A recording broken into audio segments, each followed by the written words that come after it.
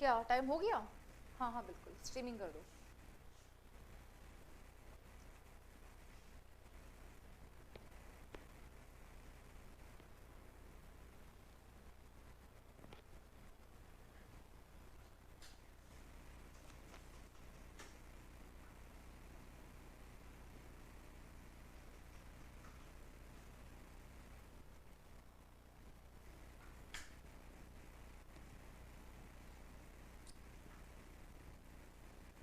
Start हो गया ना विदाउट ब्लर? एक बार कमेंट्स आ जाए। यकीन 1, यकीन 2022 वही था वही था। It's okay.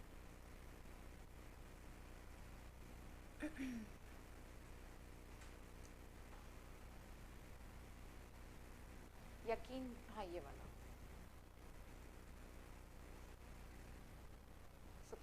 Yes, good evening good evening good evening. मेरी वॉइस सबको क्लियरली ऑडिबल है बेटा? स्क्रीन सबको क्लियरली विजिबल है? जल्दी से चैट बॉक्स में रिप्लाई कर दो। मेरी वॉइस सबको क्लियरली ऑडिबल है बेटा? स्क्रीन सबको क्लियरली विजिबल है? Okay okay okay okay, clearly okay. I am good बच्चों, good evening good evening good evening. Voice is low, bad sound. अभी क्लियरली ऑडिबल है बेटा? थैंक यू बच्चों, thank you Sajiya, thank you Ritika, thank you so much बच्चों, thank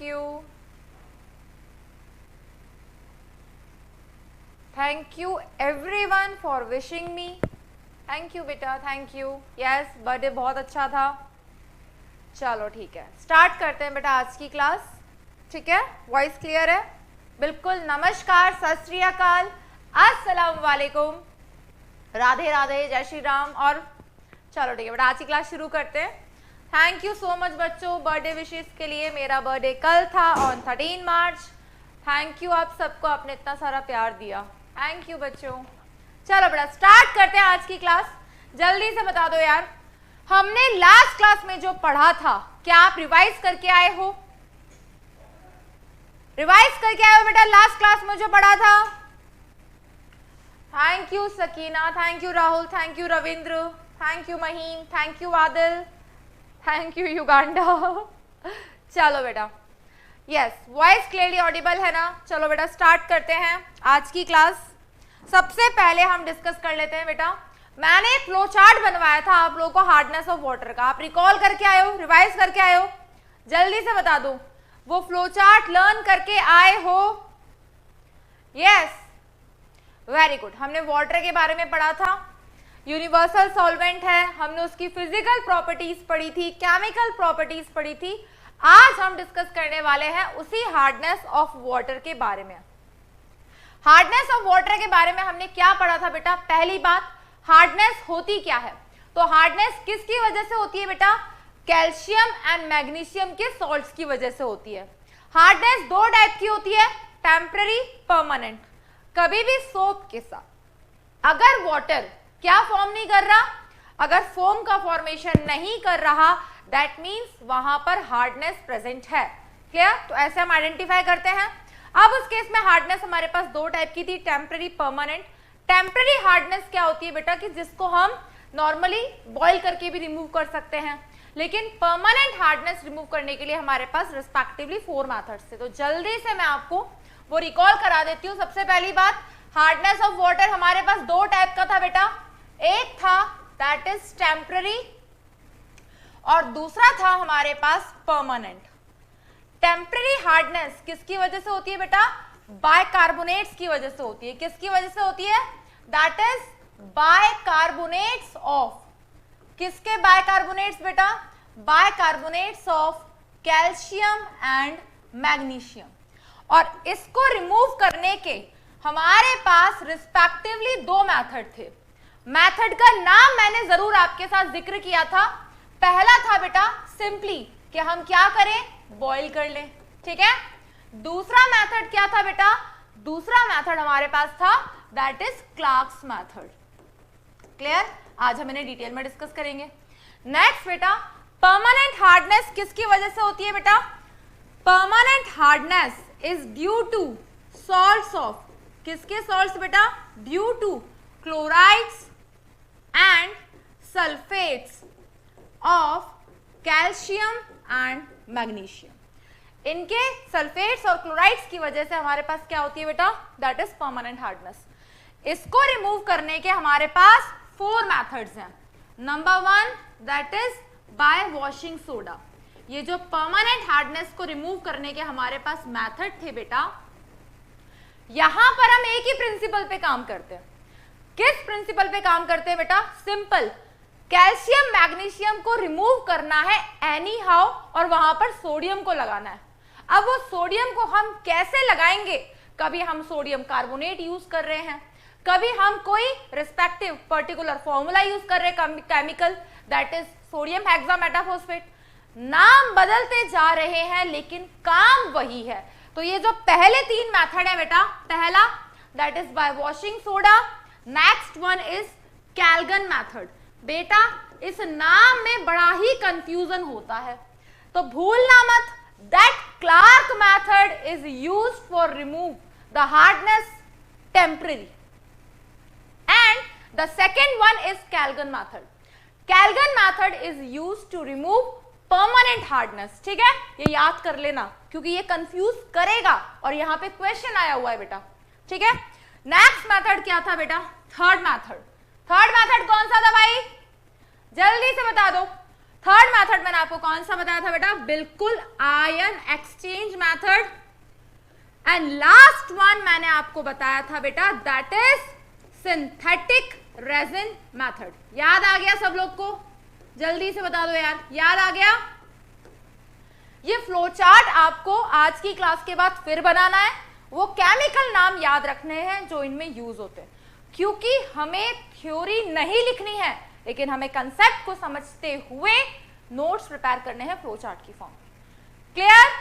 yes बेटा, फिर आज हम डिस्कस करेंगे H2O2 के बारे में। चलो वन बाय वन स्टार्ट करते हैं। तो temporary hardness is due to, किसकी वजह से होती है? That is due to bicarbonates, that is due to bicarbonates of calcium and magnesium. For example बेटा, कैल्शियम और मैग्नीशियम के क्या बाइकार्बोनेट्स बनेंगे? फॉर एग्जाम्पल CaHCO3, कैल्शियम की वैलेंसी 2, बाइकार्बोनेट की वैलेंसी 1, तो यहां पर क्या आ जाएगा? ट्वाइस। यही फॉर्मूला होगा बेटा बाइकार्बोनेट का, एज इट इज। यहां पर मैग्नीशियम बाइकार्बोनेट क्या हो जाएगा? Magnesium HCO3 twice. तो ये सॉल्ट्स रिस्पॉन्सिबल होते हैं टेम्पररी हार्डनेस के लिए। क्लियर? चलो ठीक है, क्या दिक्कत आ रही है बेटा? क्या दिक्कत आ रही है?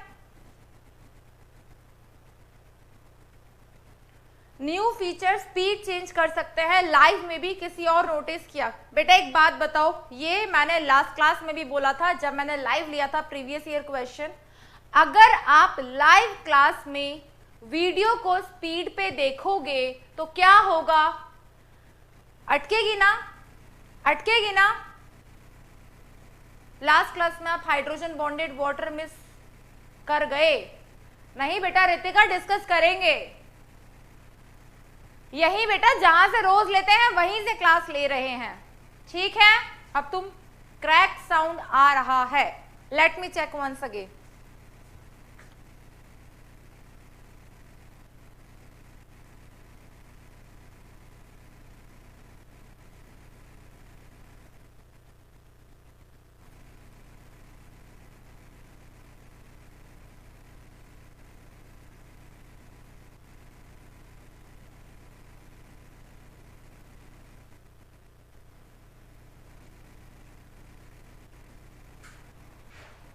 देख नहीं रहे थे क्या लाइव? अभी देख नहीं रहे थे क्या वहां पे? यस बेटा, अभी आ रही है क्लियरली वॉइस? चलो ठीक है, कोई बात नहीं। अभी कोई भी इशू होगा बेटा, यहीं पे हमारे पास है सर, हमारे पास यहीं पे, डोंट वरी। ठीक है बिल्कुल, अगर कोई भी प्रॉब्लम आएगी तो हम चेकआउट करवा लेंगे, ठीक है। चक्की साउंड, यस बेटा, चलो ठीक है बेटा, स्टार्ट करते हैं। यस बेटा, सबसे पहले बात करते हैं टेम्पररी हार्डनेस को रिमूव करने के। हमारे पास दो मेथड थे। नंबर 1 क्या है बेटा? बॉइलिंग। बॉइल कर लो तो क्या होगा? फॉर एग्जाम्पल बेटा, आपने घर में कभी देखा होगा कि घर पे क्या होता है, पानी अगर हमारे पास कैसा होता है, हम कहते हैं ना कि यार पानी आज साफ नहीं लग रहा, तो क्या करते हैं, बॉइल करके वाटर देते हैं। कभी किसी को पेट में कोई प्रॉब्लम हो गया, फिर कोई भी दिक्कत हो गई, तो हम क्या बोलते हैं, यार पानी को बॉइल करके पिलाना। क्यों? पानी को बॉइल करने से क्या होगा, उसकी इंप्योरिटीज रिमूव हो जाएगी, उसकी हार्डनेस खत्म हो जाएगी। तो ये जो हमारे पास हार्ड वाटर होता है, जिसका ये फॉर्मूला है, हम उसको प्रैक्टिकली फील करके देख रहे हैं बेटा। ये जो फॉर्मूला हमारे पास है, that is responsible for hard water. और ये जो हार्ड वाटर हमारे पास होता है, अगर हम इसको बॉइल करते हैं तो ऐसा क्या होता है कि यहां पर हम बोलते हैं कि कंपैरेटिवली बेटर है। वो सॉफ्ट वाटर में कन्वर्ट कैसे हो जाएगा? तो हमारे पास कैल्शियम और मैग्नीशियम के कैटायंस प्रेजेंट है, जो भी है, लेकिन हमारे पास ये जो हमारे पास कंपाउंड्स है ना बेटा, कैल्शियम बाइकार्बोनेट, मैग्नीशियम बाइकार्बोनेट, ये होते हैं बेटा वाटर सॉल्यूबल सॉल्ट, यानी कि ये पानी में सॉल्यूबल है। ये पानी में सॉल्यूबल है तो क्या होता है, जब हम इसमें सोप मिलाते हैं तो उस सोप के साथ ये बना देते हैं प्रेसिपिटेट। अब वो फोम का फॉर्मेशन ही नहीं कर रहे, वो प्रेसिपिटेट बना दे रहे हैं। तो जब झाग ही नहीं बनेंगे तो कपड़े साफ कैसे होंगे? तो इसीलिए बेटा यहां पर हमें क्या करना है, होल सोल वाटर को सॉफ्ट वाटर में कन्वर्ट करने के लिए इस वाटर सॉल्यूबल सॉल्ट को अगर हम कन्वर्ट कर दें वाटर इनसॉल्यूबल सॉल्ट के अंदर, तो क्या होगा, ये नीचे आके जम जाएगा और ऊपर हमारे पास सॉफ्ट वाटर आ जाएगा। यही होगा बेटा। तो यहां पर हमारे पास जो कैल्शियम बाइकार्बोनेट और मैग्नीशियम बाइकार्बोनेट प्रेजेंट, हम यहाँ पे क्या करते हैं, सिंपल हीट करेंगे। बॉइलिंग में क्या करेंगे, हीट करेंगे। इसके लाइव एग्जांपल्स आप याद करो। आपने कभी पानी घर में गर्म किया हो तो आप क्या करते हो, बकेट के अंदर वो रॉड डालते हो। जब वो रॉड आप खरीदते हो तो वो आपको स्टील की दिखती है। पानी गर्म करने के लिए रॉड यूज की है? यस, बिल्कुल। पानी गर्म करने के लिए जो रॉड आप यूज करते हो, आफ्टर सम टाइम क्या ऑब्जर्व करते हो बेटा? आफ्टर सम टाइम आप ऑब्जर्व करते हो कि उस पर एक व्हाइट कलर की लेयर जम जाती है। वो व्हाइट कलर की जो लेयर है वो क्या है, वो क्या है, वो एग्जैक्टली क्या है जिससे उस पर वो लेयर जम रही है? या आपने देखा होगा बकेट्स जो आप घर में यूज कर रहे हो उसके नीचे व्हाइट व्हाइट लेयर जम जाती है, तो वो होता है बेटा हमारे पास, दैट इज जो हमारे पास प्रेसिपिटेट बन गया है। तो जब हम इसको क्या करते हैं, बाय बॉइलिंग, तो बॉइलिंग में हम क्या कर रहे हैं बेटा, सिंपल हीट कर रहे हैं। तो हीट करने पे क्या होगा, हम जब इसको हीट करेंगे, फॉर एग्जाम्पल हमने मैग्नीशियम बाइकार्बोनेट को हीट किया, क्लियर, हमने मैग्नीशियम बाइकार्बोनेट को हीट किया, तो बेटा यहां से मैग्नीशियम हाइड्रोक्साइड बनने की भी पॉसिबिलिटी होती है और मैग्नीशियम कार्बोनेट बनने की भी पॉसिबिलिटी होती है, और दोनों ही कैसे हैं, वाटर सॉल्यूबल है। तो जो वाटर सॉल्यूबल था हमने उसे कन्वर्ट कर दिया वाटर इनसॉल्यूबल में वाया सिंपली हीटिंग। यहां से मैग्नीशियम हाइड्रोक्साइड का फॉर्मेशन हो गया और साथ में कौन सी गैस निकल गई है बेटा, साथ में यहां से गैस निकल गई है CO2 गैस। अब ये जो मैग्नीशियम हाइड्रोक्साइड यहां पर बना है, ये मैग्नीशियम हाइड्रोक्साइड कैसा है बेटा, ये है हमारे पास दैट इज वाटर इनसॉल्यूबल। और अगर ये वाटर इनसॉल्यूबल है तो क्या होगा, ये नीचे आके जम जाएगा और ऊपर हमारे पास सॉफ्ट वाटर कलेक्ट हो जाएगा। बिल्कुल बेटा। सेकेंडली उसी तरीके से बेटा यही जो हमारे पास, मान लो अगर कैल्शियम बाइकार्बोनेट हुआ, तो कैल्शियम बाइकार्बोनेट जो हमारे पास होगा, मैंने कहा दो चीज बनने की पॉसिबिलिटी है, हाइड्रोक्साइड्स भी बन सकते हैं, थैंक यू यार बहुत गर्मी लग रही थी, हमारे पास यहां से हाइड्रोक्साइड भी बन सकते हैं और कार्बोनेट्स भी बन सकते हैं। तो यहां से क्या बनेगा बेटा, दैट इज CaCO3। साथ में क्या निकल जाएगा बेटा, हमने इसको हीट किया यहां से, तो यहां से साथ में क्या निकल जाएगा, that is water and CO2। तो बेटा यहां से हुआ क्या, इन एक्चुअल ये हमारे पास वाटर सॉल्यूबल सॉल्ट्स थे जिसकी वजह से वाटर हॉट था, हमने क्या किया, हीट किया, तो वहां से क्या हुआ, ये कन्वर्ट हो गए प्रेसिपिटेट में, ये दोनों के दोनों प्रेसिपिटेट बना देंगे। ये वही कैल्शियम कार्बोनेट है जो आपको उस स्टील रॉड पे दिखाई दे रहा है, ये यहाँ पे प्रेसिपिटेट की फॉर्म में आ गया, साथ में वाटर CO2, ये वाटर आपके पास कैसे हो गया बेटा, CO2 में कन्वर्ट हो गया और H2O में कन्वर्ट हो गया। अब हम बात करते हैं, आप जब एनसीईआरटी की रीडिंग करोगे बेटा, एनसीईआरटी की जब आप रीडिंग करोगे ना बेटा, तो वहां पर एक वैल्यू गलत दे रखी है, एक स्टेटमेंट गलत दे रखा है। जब आप टेम्पररी हार्डनेस में इस मेथड को पढ़ोगे तो मैंने आपको दो चीज बताई कि यहां से हाइड्रोक्साइड भी बन सकते हैं, कार्बोनेट भी बन सकते हैं, लेकिन यहां से हाइड्रोक्साइड बनता है। क्यों बनता है? तो एनसीईआरटी में गलत ये लिख दिया है बेटा कि इसकी केएसपी वैल्यू ज्यादा होती है। केएसपी आपने नाम सुना होगा इक्विलिब्रियम चैप्टर में, इक्विलिब्रियम चैप्टर में आपने केएसपी का नाम सुना होगा, जिसे हम कहते हैं सॉल्युबिलिटी प्रोडक्ट, जहां से हम कंपेयर करते हैं सॉल्युबिलिटी, और जिसकी सॉल्युबिलिटी जितनी ज्यादा होती है प्रेसिपिटेट उतना कम बनेगा। और अगर इसकी केएसपी वैल्यू ज्यादा होती तो यहां पर ये नहीं बनता। मैग्नीशियम हाइड्रोक्साइड की, मैग्नीशियम दैट इज कार्बोनेट से केएसपी वैल्यू कम होती है, इसीलिए इसका प्रेसिपिटेट बनता है, रेस्ट हमारे पास सॉफ्ट वाटर का फॉर्मेशन हो जाता है। क्लियर? यस बेटा। नेक्स्ट हम डिस्कस करते हैं क्लार्क्स मेथड के बारे में। तो इन एक्चुअल हम कर क्या रहे हैं, हम वाटर को प्योर कर रहे हैं, सॉफ्ट वाटर में कन्वर्ट कर रहे हैं। कैसे कन्वर्ट कर रहे हैं? हम यहाँ पर ये जो हमारे पास वाटर सॉल्यूबल सॉल्ट्स हैं, यहां पर हम उसे कन्वर्ट कर रहे हैं वाटर इनसॉल्यूबल सॉल्ट में, ताकि नीचे कलेक्ट हो जाए प्रेसिपिटेट और ऊपर हमारे पास सॉफ्ट वाटर बच जाए। एज इट इज हमारे पास नेक्स्ट मेथड है। नेक्स्ट मेथड का नाम क्या है बेटा? नेक्स्ट मेथड का नाम है that is bye Clark's method, और ये नीट में आया हुआ क्वेश्चन है बेटा। 2019 नीट में आया हुआ क्वेश्चन है that Clark's method is used to remove, या फिर इनमें से टेम्पररी हार्डनेस हटाने के लिए कौन सा मेथड यूज किया जाता है। तो क्लार्क्स मेथड, नाम से कंफ्यूज मत हो जाना, कैल्गन से मिलता जुलता है, लेकिन दोनों में डिफरेंस है। Calgon method is used to remove permanent hardness and Clark's method is used to remove temporary hardness. करता क्या है क्लार्क्स मेथड? यहां पे हम सिंपली किसका यूज करते हैं?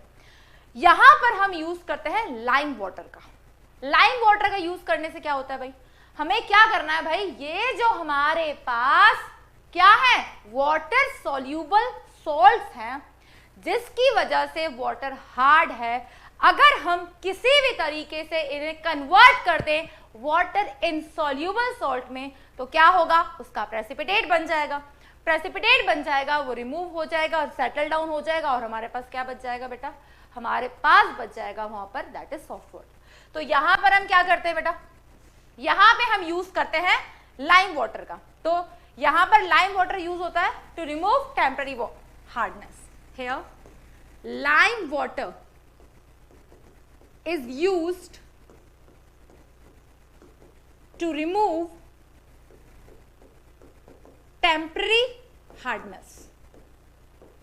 तो इस मेथड को हमने क्या नाम दे दिया बेटा, इस मेथड को हमने नाम दे दिया क्लार्क्स मेथड। सिंपल, क्लार्क्स ने एक्सप्लेन किया तो उनका नाम दे दिया हमने। अब भाई लाइम वाटर किसे कहते हैं? लाइम वाटर हम कहते हैं कैल्शियम हाइड्रोक्साइड को। तो भाई हमारे पास क्या प्रेजेंट था, हमारे पास प्रेजेंट था कैल्शियम बाइकार्बोनेट। उसकी रिएक्शन हमने किससे कराई बेटा, उसकी रिएक्शन हमने कराई कैल्शियम हाइड्रोक्साइड के साथ। अब ये जो बाइकार्बोनेट है बेटा, बाइकार्बोनेट क्या देता है, बाइकार्बोनेट बोले तो HCO3 माइनस, HCO3 माइनस को अगर डिसोसिएट किया जाए तो यहां से क्या मिलेगा, H प्लस, और ये देगा CO3 माइनस 2। और अगर उसकी रिएक्शन हम कैल्शियम हाइड्रोक्साइड के साथ कराएं तो ये कैसे टूटेगा, Ca प्लस 2 OH माइनस। तो ये Ca2 प्लस और CO3 माइनस 2 मिलकर क्या बनाएगा बेटा, ये फॉर्मेशन कर देगा यहां पर CaCO3 के प्रेसिपिटेट। क्लियर? ठीक है, यहां पर किसका फॉर्मेशन कर रहा है बेटा, कैल्शियम कार्बोनेट का। अब साथ में क्या निकल जाएगा, यहां से OH माइनस, यहां से H प्लस, ये H प्लस OH माइनस मिलकर क्या बनाएगा बेटा, वाटर का फॉर्मेशन करेगा। तो यहां पर भी हमने सिंपली क्या किया बेटा, यहां पर भी सिंपली हमने कैल्शियम हाइड्रोक्साइड का यूज किया, जिसे हम कहते हैं लाइम वाटर। ये क्या कर रहा है, ये इस वाटर सॉल्यूबल सॉल्ट को कन्वर्ट कर रहा है वाटर इनसॉल्यूबल सॉल्ट में। ये प्रेसिपिटेट बन जाएगा, नीचे सेटल डाउन हो जाएगा और ऊपर क्या बच जाएगा, सॉफ्ट वाटर। बेटा thank you so much for all of your birthday wishes, thank you so much. ठीक है बेटा, अब हम बिल्कुल क्लास पे ध्यान देते हैं। ठीक है, लास्ट में 2 मिनट में आपसे बात कर लूंगी, लेकिन अब एक भी बच्चा यहाँ पे हैप्पी बर्थडे नहीं लिखेगा, ना ही बिलेटेड हैप्पी बर्थडे। बेटा बर्थडे कल था, आप सभी ने विश कर दिया क्लास में आते हैं, उसके लिए थैंक यू सो मच। लेकिन अब हम बात करेंगे इस बारे में लास्ट 2 मिनट्स।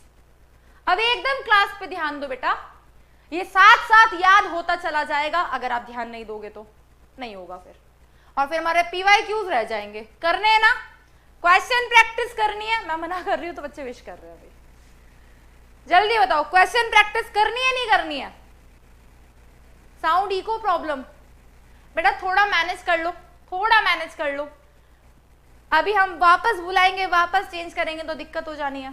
टाइम किल अपना ही होगा बेटा, लाइव क्लास रखी है, मजा ही खत्म हो जाएगा, नहीं तो रिकॉर्डेड ही दे देते बेटा। क्लियर?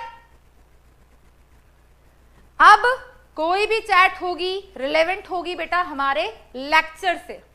ठीक है, जब तक मैं क्वेश्चन ना पूछूं आपको क्या करना है, मैंने जो जो केमिकल्स के नाम लिखे हैं, जो जो याद हो गया है उसका नाम लिखना है। फॉर एग्जाम्पल अगर मैंने बोला बॉईल करने से क्या होता है, वाटर सॉल्यूबल, वाटर इनसॉल्यूबल, जिसमें कन्वर्ट होता है उस फॉर्मूला का नाम। मैंने कहा क्लास मेथड स्ट्राइक करना चाहिए कैल्शियम हाइड्रोक्साइड, कैल्शियम हाइड्रोक्साइड के साथ रिएक्शन कराओ, सिंपल उसका प्रेसिपिटेट बन जाएगा। क्लियर है? सेम रिएक्शन हम करा देते हैं किसकी बेटा, सेम रिएक्शन हम करा देते हैं मैग्नीशियम बाइकार्बोनेट की। मैग्नीशियम बाइकार्बोनेट की रिएक्शन जब हमने कराई इस कैल्शियम हाइड्रोक्साइड के साथ, बताओ जरा बच्चों क्या बनेगा, बताओ जल्दी। यहां से किसका फॉर्मेशन होगा, यहां से फॉर्मेशन होगा, देखो Ca+2 CO3 - 2, CaCO3 तो बनेगा ही बनेगा, साथ के साथ यहां से Mg+2 मिला, यहां से OH- मिला, एक और क्या बन जाएगा बेटा, मैग्नीशियम हाइड्रोक्साइड। बच क्या गया, H+OH-, वाटर निकल जाएगा।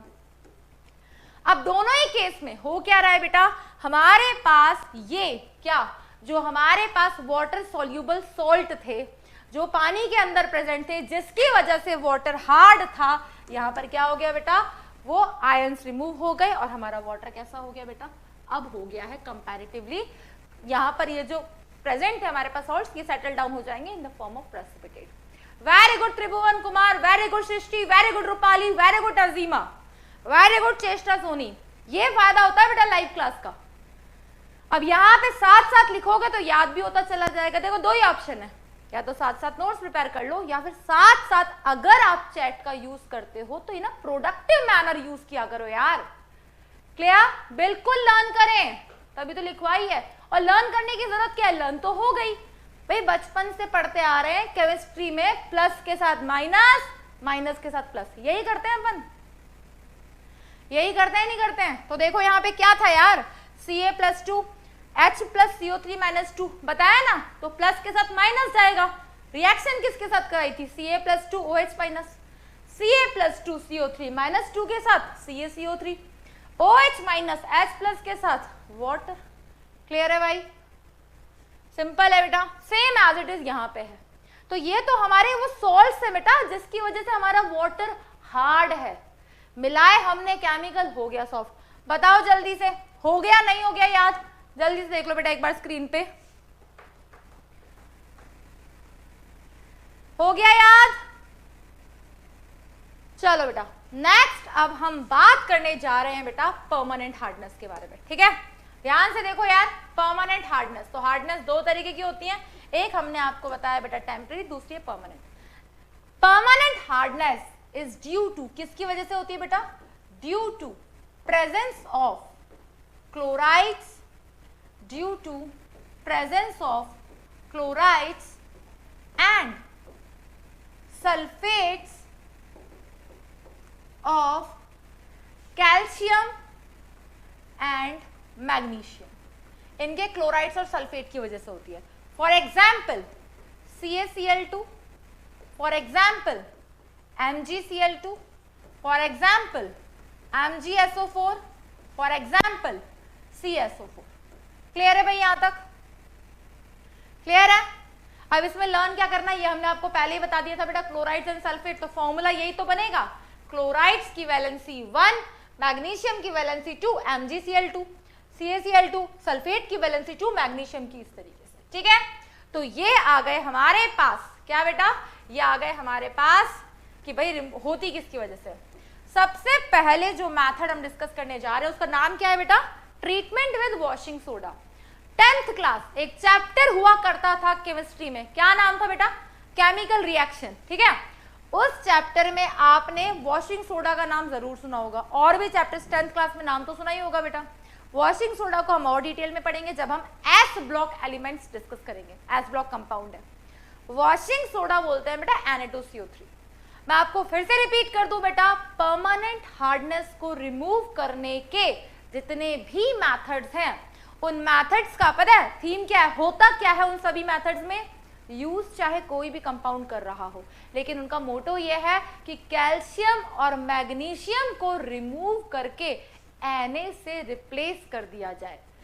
Na+ is comparatively less damageable ion than calcium and magnesium।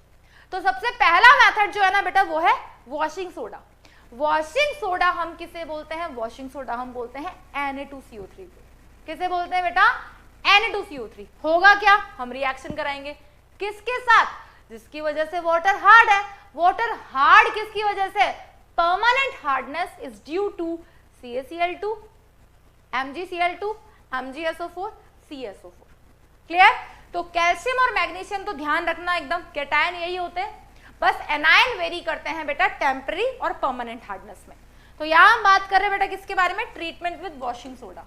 Washing soda के साथ रिएक्शन कराने से क्या होगा भाई, वॉशिंग सोडा के साथ जब हम रिएक्शन कराएंगे, फॉर एग्जाम्पल CaCl2 की रिएक्शन हमने कराई washing soda, that is Na2CO3 के साथ। तो मैंने क्या कहा, हमें करना क्या है, कैल्शियम हटाकर सोडियम चिपकाना है।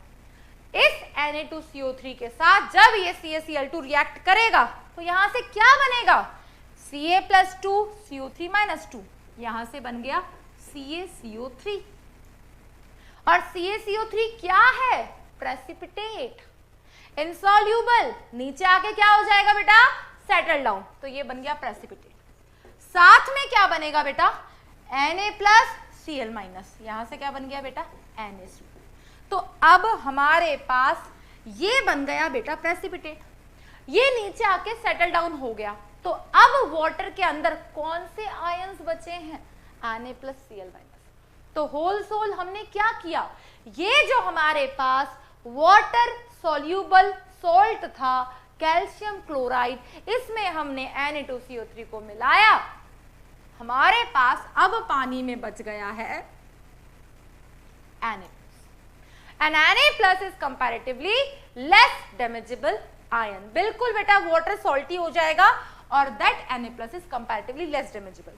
तो परमानेंट हार्डनेस मेथड में हम फर्स्ट 3 मेथड जो पढ़ने वाले हैं, नाम कुछ भी हो, काम सबका एक ही है कि कैटायन हटाकर उधर Na+ को चिपकाना है। Na+ को चिपकाएंगे वहां पर पानी में, ये तो बन जाएगा प्रेसिपिटेट, नीचे सेटल डाउन हो गया, ऊपर हमारे पास बच गया Na+ आयन। क्लियर है, बिल्कुल बेटा। तो ये बन गया precipitate, down arrow is used for, बिल्कुल बेटा प्रेसिपिटेट के लिए। एज इट इज बेटा, अगर मैं मैग्नीशियम क्लोराइड, क्योंकि परमानेंट हार्डनेस किसकी वजह से, calcium chloride, magnesium chloride, magnesium sulphate, calcium sulphate, इसकी रिएक्शन हमने करा दी Na2CO3 के साथ। हाँ जी बेटा, बता दो जरा क्या प्रोडक्ट बन जाएंगे, बिल्कुल बेटा यहां से क्या बन जाएगा, जो यहां से बना था, यहां से फॉर्मेशन हो गया MgCO3, अगेन प्रेसिपिटेट बन गया और साथ में बन गया NaCl। तो हुआ क्या, एग्जैक्टली क्या हुआ है बेटा, ये हमारे पास परमानेंट हार्डनेस के लिए रिस्पॉन्सिबल सॉल्ट्स थे। अगर मैं इसकी कोई आइडियल रिएक्शन लिखना चाहूं तो वो रिएक्शन क्या हो गई बेटा, इन एक्चुअल में क्या करवा रही हूं, MCl2 जो भी हमारे पास परमानेंट हार्डनेस के लिए रिस्पॉन्सिबल जो भी सॉल्ट है हमारे पास, उसकी रिएक्शन मैं करवा रही हूं यहाँ पे Na2CO3 के साथ। Na2CO3 के साथ रिएक्शन करवाई तो यहां से क्या बन रहा है बेटा, यहां से फॉर्मेशन हो रहा है दैट MCO3 का और साथ में यहां से निकल रहा है 2NaCl। और यहां पर M क्या है, M जो कैटायन है परमानेंट हार्डनेस के लिए, दैट इज कैल्शियम को भी मान सकते हो और मैग्नीशियम को भी मान सकते हो। क्लियर है भाई? परमानेंट हार्डनेस का पहला मेथड, वेरी गुड। यस बेटा, नेक्स्ट मेथड है हमारे पास कैल्गन मेथड।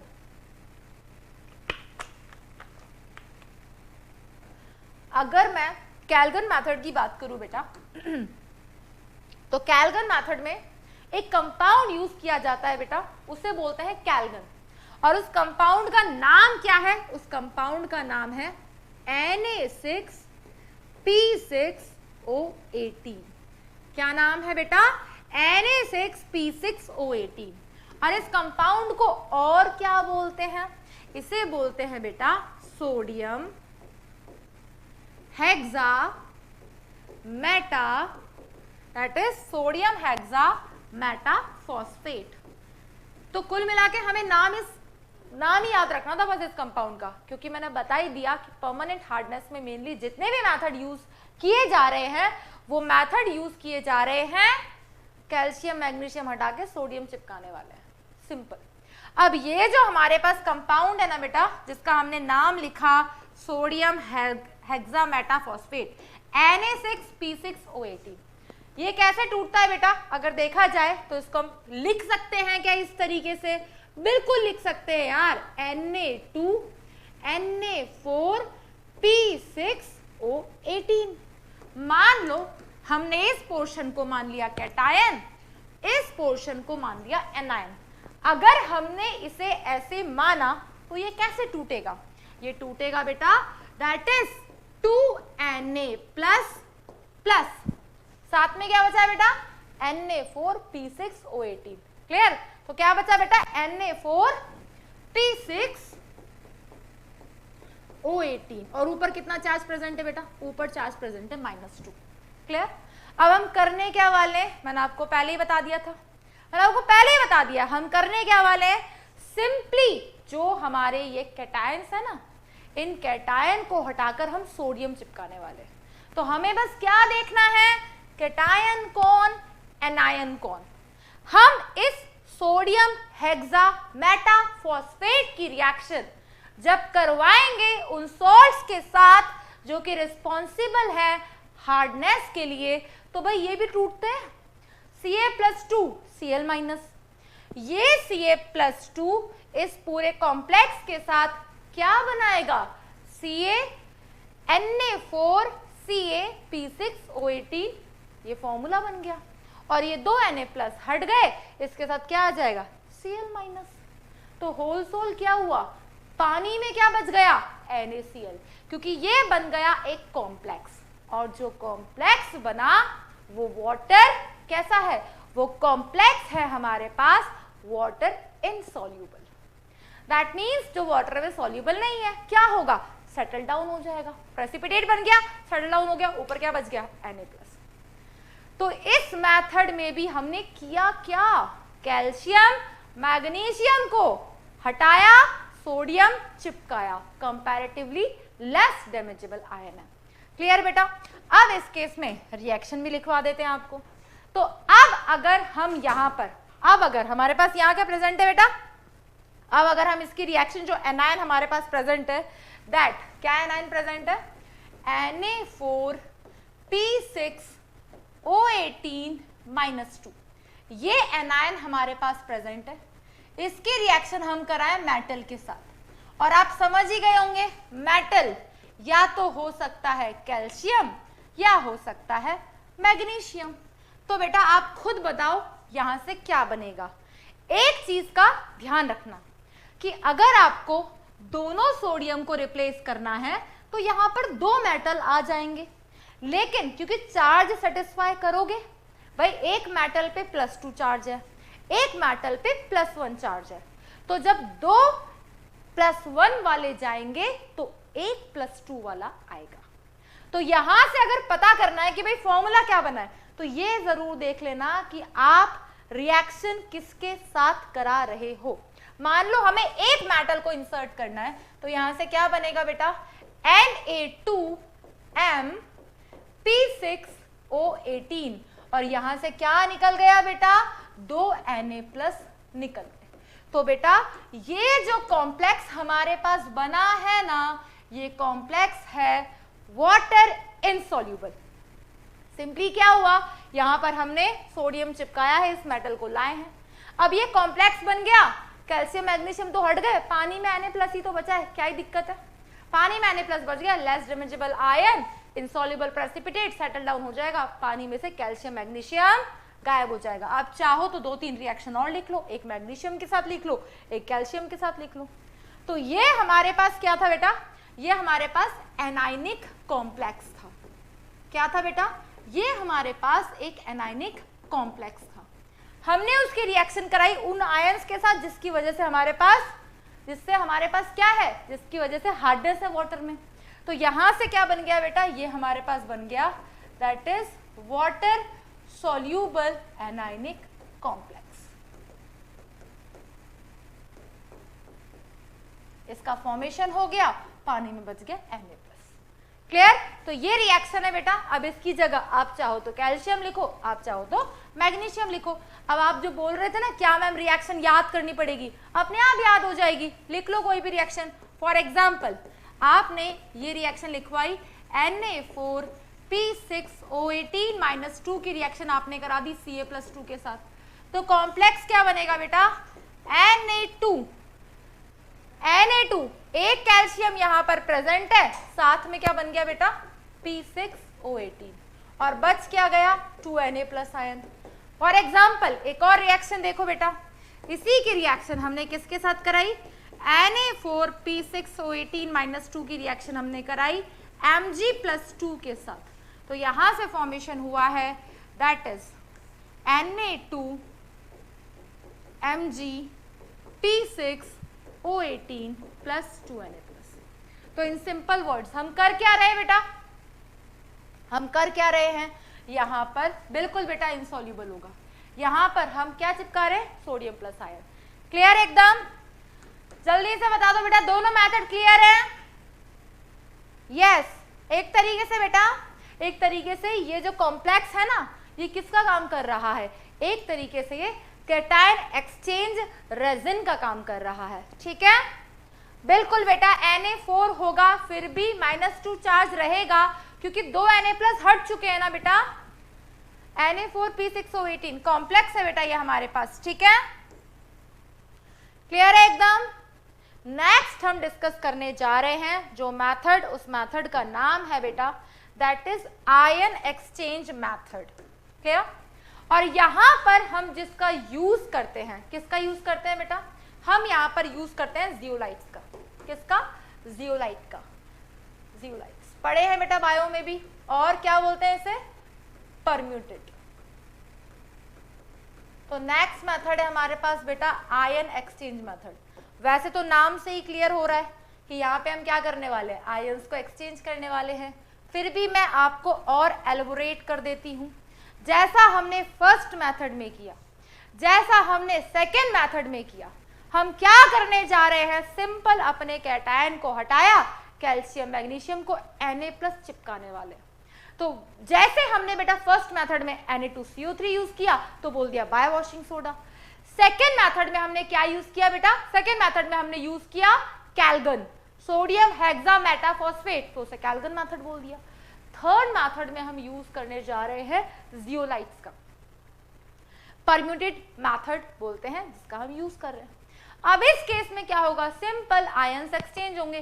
कैसे होंगे भाई, ये खुद एक कॉम्प्लेक्स होता है, यहां पर उस कॉम्प्लेक्स की रिएक्शन हम उन आयंस के साथ कराएंगे, कैटायन एनायन के साथ कराएंगे जो वाटर में हार्डनेस के लिए रिस्पॉन्सिबल है। कौन है, कैल्शियम मैग्नीशियम। आपने एक और चीज ऑब्जर्व की होगी बेटा, अब तक हम जितने भी मेथड पढ़ रहे हैं उसमें सिंपली सिर्फ कैटायन और कैटायन कैल्शियम +2 और मैग्नीशियम +2 को ही हटाया जा रहा है। यहां पर किसी में भी हमने एनायंस को नहीं हटाया, और उसके लिए नेक्स्ट मेथड आने वाला है जहां पर हम कैटायन एनायन दोनों को रिमूव करेंगे। ठीक है, यस बेटा। तो जियोलाइट्स क्या फॉर्मूला होता है बेटा, NaZ सिंपल वर्ड्स में हम लिखेंगे। जियोलाइट्स का क्या फॉर्मूला होता है बेटा, जल्दी से चैट बॉक्स में बता दो। यस बिल्कुल, वेरी गुड, NaLiAlSiO4.XH2। इसको रिप्रेजेंट करने के बहुत सारे तरीके होते हैं। क्लियर? That NaAl SiO4.XH2। बिल्कुल बेटा, ये इसका एक जनरल फॉर्मूला है। क्लियर? X की वैल्यू वेरी करती है, कॉम्प्लेक्स का फॉर्मूला वेरी करता है। अब इस जियोलाइट में ये जो हमारे पास कॉम्प्लेक्स है, इसमें भी हम क्या करने वाले हैं? इसमें भी हम क्या करने वाले हैं? सिंपली यहां पर इसे हम रिएक्ट करवाएंगे हार्ड वाटर वालों के साथ। अब ये जो NaAlSiO4.XH2 है ना, इसे हम क्या नाम दे देते हैं? इस पूरे को हम लिख देते हैं बेटा Z। क्या लिख दिया? Z। अब हम इसे करेंगे रिप्लेस।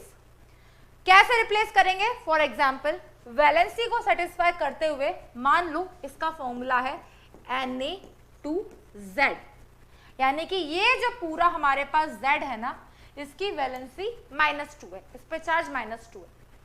तो ये जो Z है, ये अगर हमारे पास प्रेजेंट है विद रिस्पेक्ट टू सोडियम, क्योंकि ये सोडियम है, ये Z है, तो फॉर्मूला बना Na2Z। ये जो Na2Z है, इसे हम क्या बोलते हैं? इसे हम बोल रहे हैं, ये है हमारा जियोलाइट। इसके रिएक्शन हम करवा रहे हैं उन आयंस के साथ जिसकी वजह से वाटर हमारा हार्ड है। किसकी वजह से हार्ड है बेटा? कैल्शियम और मैग्नीशियम।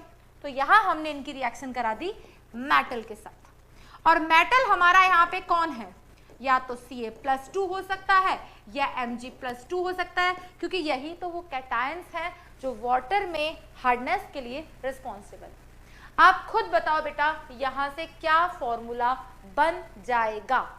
अगर इस Z की वैलेंसी 2 है तो वो उस M के साथ क्या क्या फॉर्मूला बनाएगा बेटा? सिंपली यहां से फॉर्मेशन कर देगा Mz का, और ये निकल गए 2Na+ आयन। इन एक्चुअल हमने किया क्या? इन एक्चुअल हमने पहले मेथड में Na2CO3 को यूज करके पानी में Na+ को छोड़ दिया। सेकेंड मेथड में हमने सोडियम हेक्सामेटाफॉस्फेट उस कॉम्प्लेक्स को यूज करके पानी में Na+ छोड़ दिया और कॉम्प्लेक्स बना लिया। एज इट इज इस मेथड में भी हमने क्या किया? जियोलाइट का यूज किया, जिसका ये हमारे पास फॉर्मूला था। अगर बेटा वैलेंसी सेटिस्फेक्शन का ध्यान रखना, यहां पर जो मेटल है उस पर +2 चार्ज है। अगर आपके इस जियोलाइट का फॉर्मूला Na2Z है, अगर Na Z है तो यहां से Mz2 बनेगा। अगर यहां पर Na2Z है तो यहां पर क्या बन गया बेटा? Mz। अब ये जो हमारे पास कॉम्प्लेक्स बना है, ये भी कैसा है? ये भी बन गया हमारे पास, दैट इज वाटर सॉल्यूबल। और ये जो वाटर सॉल्यूबल है, साथ में क्या बच गया? Na+। पानी में क्या बच गया? Na+। बिल्कुल एक तरीके से डिस्प्लेसमेंट रिएक्शन हो रही है। तो आयन एक्सचेंज मेथड में हम जियोलाइट्स का यूज करते हैं, जिसे परमिटेड मेथड भी बोलते हैं। क्लियर? बिल्कुल बेटा, डिस्प्लेसमेंट बाय Na+। अब जल्दी से इसी चैट में इस Z की जगह इसको रखते हुए मुझे रिएक्शन लिख के बता दो जल्दी से। तुम तो कॉम्प्लेक्स का फॉर्मूला बता दोगे ना बेटा? जल्दी से फॉर्मूला बता दो मुझे। खरखर वॉइस इंक्रीज हो रहा है, मैं भी डिस्कस करती हूँ बेटा। जब तक तुम बताओ मैं पूछ के आती हूँ। जल्दी से बता दो बेटा क्या बनेगा, किसका फॉर्मेशन होगा यहाँ पर? कुछ बच्चे लिख रहे हैं एक्साइटेड फॉर PYQ। बस बेटा चैप्टर खत्म होते ही मेरे को PYQ डिस्कस करने तुम्हारे साथ। क्लियर? और डाउट्स भी डिस्कस करेंगे। पहले यहां बता दो क्या बनेगा बेटा, जल्दी से, विदाउट वेस्टिंग टाइम। यहां पर इस फॉर्मूले की जगह कंपाउंड का नाम लिखो, सिलिकेट का, और फॉर्मूले का फॉर्मेशन करो जल्दी से। रीजनरेशन भी बताएंगे बेटा, रीजनरेशन भी बताएंगे। वेरी गुड सृष्टि, वेरी गुड अभिषेक।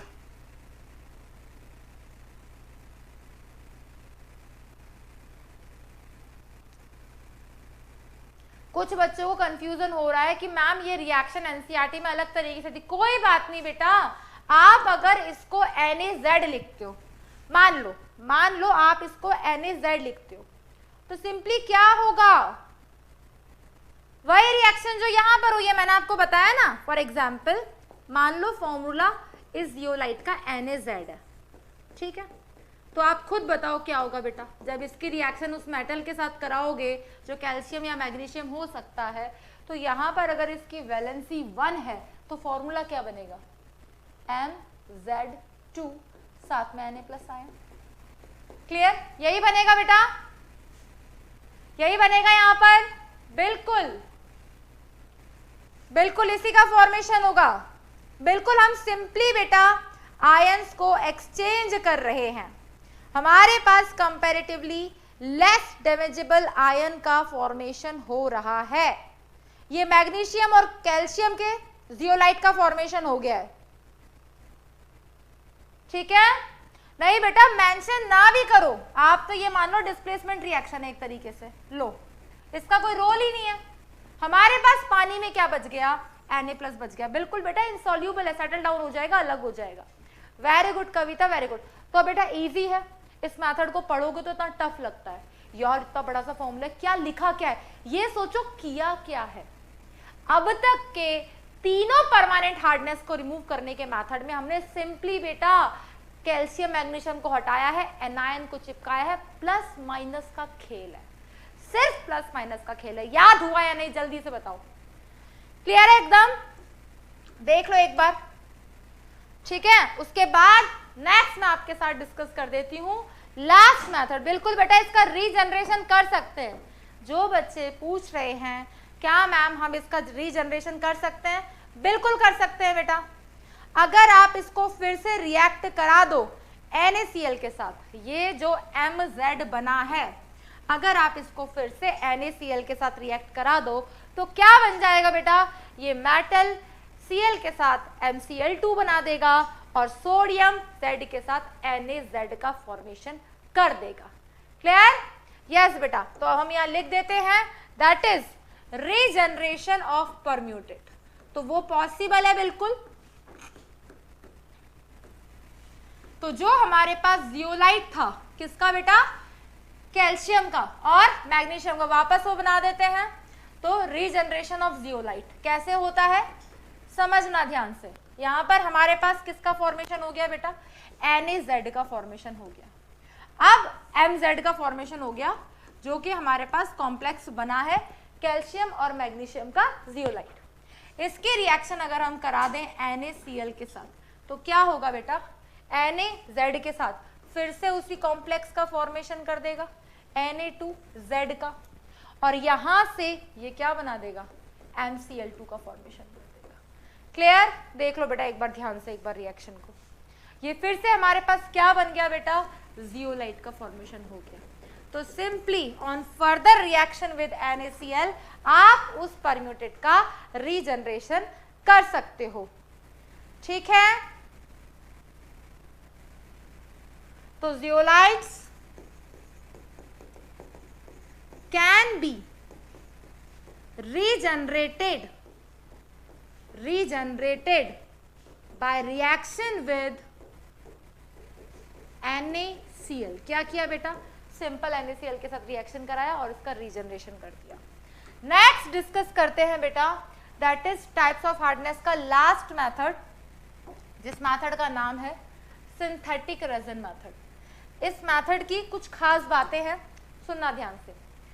ये हमारे पास जो मेथड है ना synthetic resin method, this method is used to remove both type of hardness, temporary as well as permanent. इस मेथड को हम टेम्परेरी और परमानेंट दोनों हार्डनेस को रिमूव करने के लिए यूज करते हैं। क्या होता है बेटा यहाँ पर, मैं आपको बता देती हूँ। यहाँ पर हम यूज करते हैं रेजिन्स का। ये रेजिन्स क्या होते हैं, आप तो ऐसा इमेजिन करके चलो कि आपके पास कुछ ऐसा अरेंजमेंट है जहां पर हम हार्ड वाटर को डालेंगे, तो हार्ड वाटर को डालने पर वो जो कैटायन जो हार्डनेस के लिए रिस्पॉन्सिबल है वो रह जाएंगे और हमारे पास वाटर का फॉर्मेशन होगा।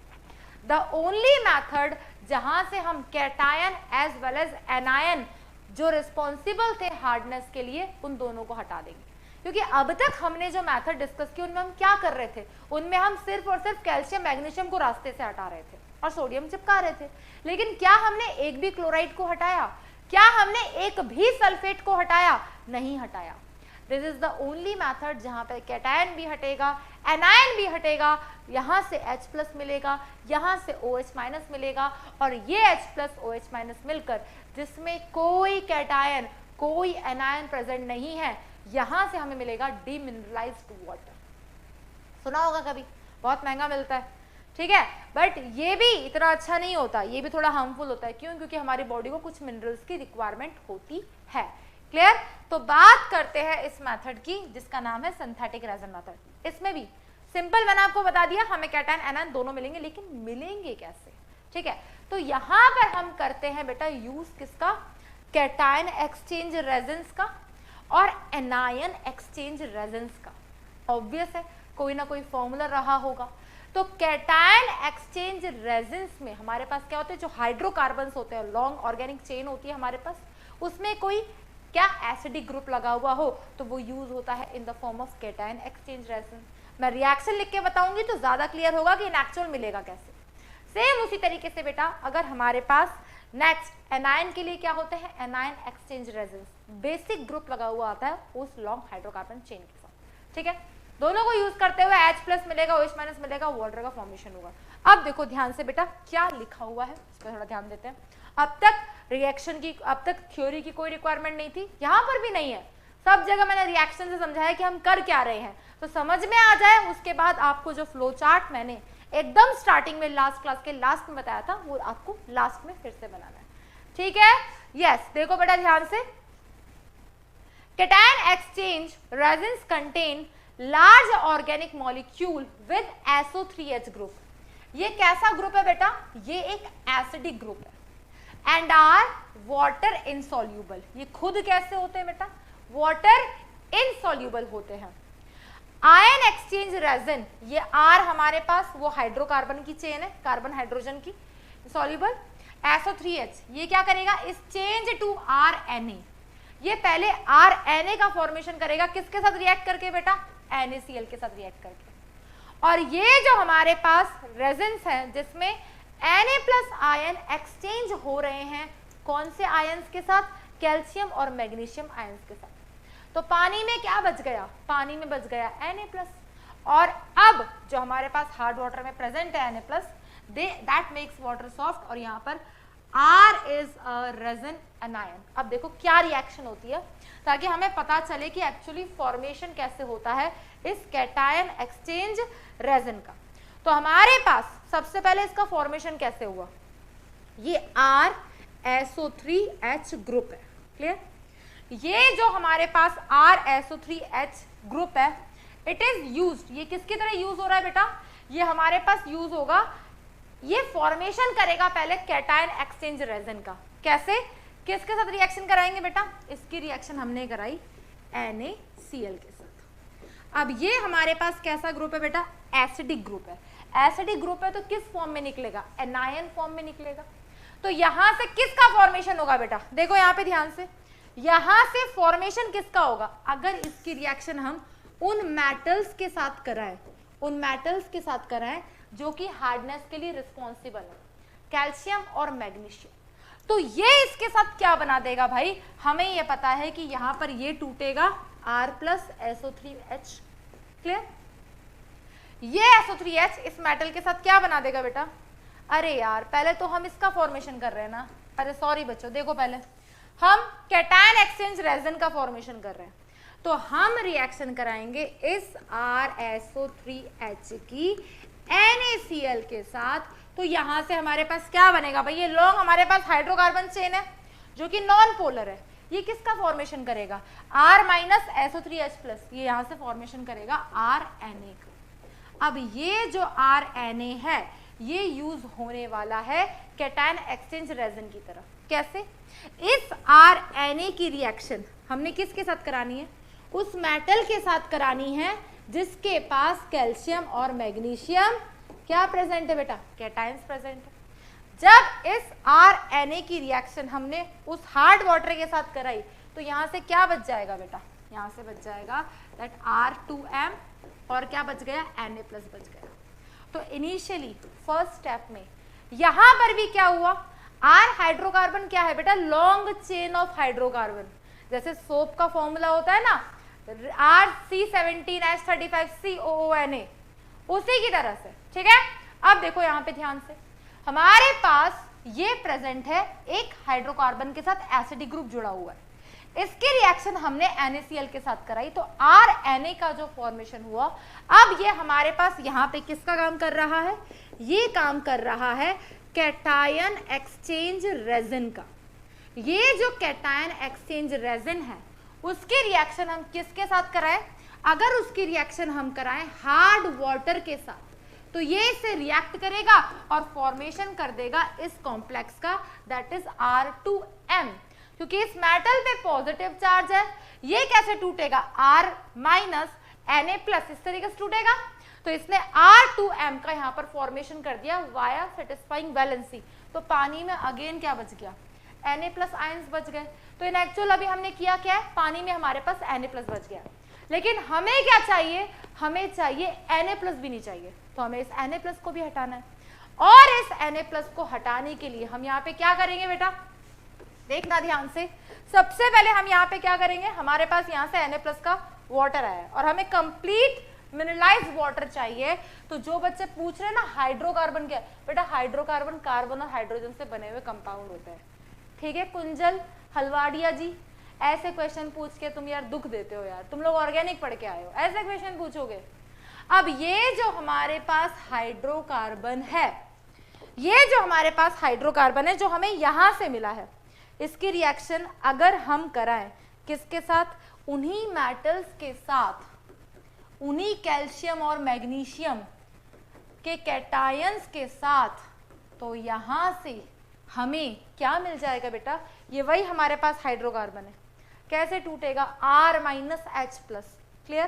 तो यहां से हमें क्या मिल जाएगा? ये मिल जाएगा R2M, ये मिल गया हमें सॉलिड स्टेट में, और यहां से हमें मिल गया H+।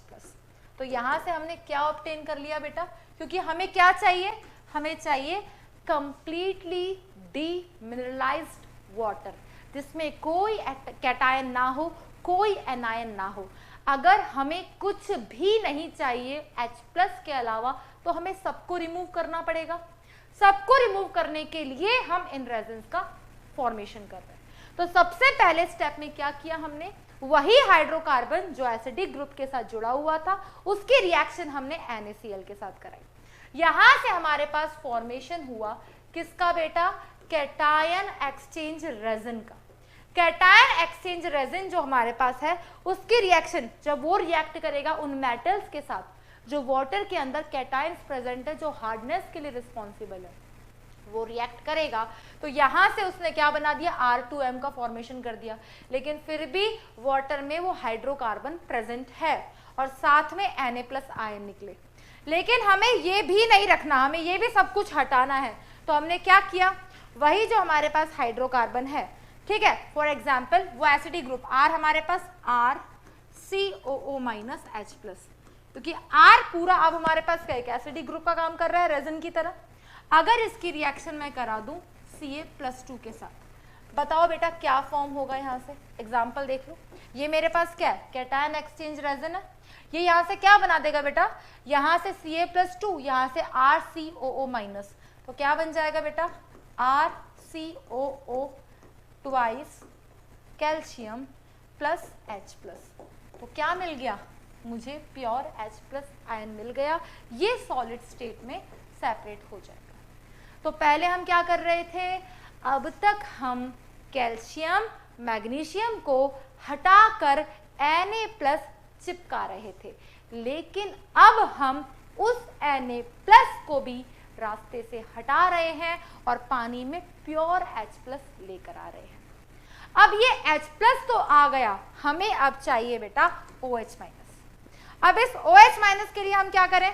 हम वहां पर यूज करते हैं बेटा किसका? एनायन एक्सचेंज रेजिन का। तो हमारे पास क्या होते हैं बेटा? जो एनायन एक्सचेंज रेजिन्स होते हैं, इन रेजिन्स में क्या प्रेजेंट होता है? उसी हाइड्रोकार्बन के साथ बेसिक ग्रुप प्रेजेंट होते हैं। ये जो बेसिक ग्रुप होते हैं यहां से हमें क्या मिल जाएगा? प्योर OH- मिल जाएगा। तो अब रिएक्शन कैसे होगी बेटा? इस केस में क्या होगा? ये जो हमारे पास एनायन एक्सचेंज रेजिन है, इस RNH2 की रिएक्शन अगर मैं वाटर के साथ कराऊं तो यहां से क्या बनेगा बेटा? यहां से फॉर्मेशन हो जाएगा RNH3 प्लस OH-। क्लियर? ये जो हमारे पास फॉर्म हुआ है, अगर इसकी अब ये जो हमारे पास है ये क्या है? Anion exchange resin RNH3 plus OH-। ये क्या है बेटा? ये है हमारे पास एनायन एक्सचेंज रेजिन। ये जो एनायन एक्सचेंज रेजिन है, अब इसकी रिएक्शन हम किसके साथ कराएंगे? उन एनायंस के साथ जो वाटर के अंदर प्रेजेंट थे। क्लियर? तो उस एनायन के साथ जब रिएक्शन कराएंगे तो ये RNH3+ इसके साथ मिलकर क्या बना देगा? RNH3+ और X-, साथ में क्या निकल गया बेटा? OH-। तो यहां से हमें क्या मिल गया बेटा? यहां से हमें मिल गया OH-। तो with the help of cation exchange resin हम H+ लेकर आए, with the help of anion exchange resin हम क्या लेकर आए? OH-। और ये H+ OH- लेकर प्योर वाटर बनाता है। अब सुनो, जो बच्चे कंफ्यूज हो रहे हैं, वापस से समझा रही हूं, एक एक स्टेटमेंट को ध्यान से सुनना। फर्स्ट 3 मेथड में क्या किया? सिर्फ कैल्शियम मैग्नीशियम को हटाया और Na+ को चिपकाया। लेकिन अब जो हमारे पास मेथड्स हैं, हम उनमें क्या कर रहे हैं? हम उनमें सिंपली सबसे पहले हमने कैटायन एक्सचेंज रेजिन का यूज करते हुए उस कैल्शियम मैग्नीशियम को हटाकर Na+ को चिपकाया, और उसके लिए हमने कैटायन एक्सचेंज रेजिन का फॉर्मेशन किया। कैसे किया? इस RSO3H ग्रुप की रिएक्शन हमने NaCl के साथ कराई, तो फॉर्मेशन हुआ RNA का। इस RNA की रिएक्शन उस हार्डनेस वाले कैटायंस के साथ कराई, तो इसने कॉम्प्लेक्स बना दिया, पानी में Na+ बच गया, लेकिन हमें Na+ भी नहीं चाहिए। तो वो जो हाइड्रोकार्बन वाला ग्रुप था, जब वो और भी तो कैल्शियम मैग्नीशियम है, ठीक है नेहा, तो यहां से वो सॉलिड स्टेट में कन्वर्ट हो गया और यहां से H+ मिल गया। फॉर एग्जाम्पल, ये कैटायन एक्सचेंज रेजिन है RCOO-, ये इसके साथ प्रेजेंट है, रिएक्ट करवाया Ca+2 जो कि हार्डनेस के लिए रिस्पॉन्सिबल है, तो इसने ये कॉम्प्लेक्स बना दिया सॉलिड स्टेट में और यहाँ से H+ मिल गया। इसकी जगह मैग्नीशियम के साथ भी रिएक्शन मिल सकते हो, ठीक है। सेम इसी तरीके से फिर हमने यूज किया एनायन एक्सचेंज रेजिन्स का। क्लियर? ये जो एनायन एक्सचेंज रेजिन्स है, इसमें हमने क्या किया? ये होते क्या है? हमारे पास हाइड्रोकार्बन के साथ जो बेसिक ग्रुप लगे हुए होते हैं, इनका यूज क्या था? भाई कैटायन तो आपने हटा दिया, लेकिन what about anion? Permanent hardness chloride की वजह से भी तो है, सल्फेट की वजह से भी तो है। तो उस क्लोराइड और सल्फेट को हटाने के लिए हमने किसका यूज किया बेटा? हमने यूज किया एनायन एक्सचेंज रेजिन्स का। और एनायन एक्सचेंज रेजिन्स का यूज हमने कैसे किया? सिंपल, इस बेसिक ग्रुप की रिएक्शन वाटर के साथ कराई तो RNH3+ OH- बना। इसकी रिएक्शन हमने करा दी उस X- के साथ। यहाँ पर X क्या है बेटा? X यहाँ पर वही एनायन है, क्या क्लोराइड भी हो सकता है, बाइकार्बोनेट भी हो सकता है, सल्फेट भी हो सकता है, क्योंकि this method is used to remove permanent hardness as well as temporary hardness. Clear? तो ये हम लिख भी सकते हैं that this method is used to remove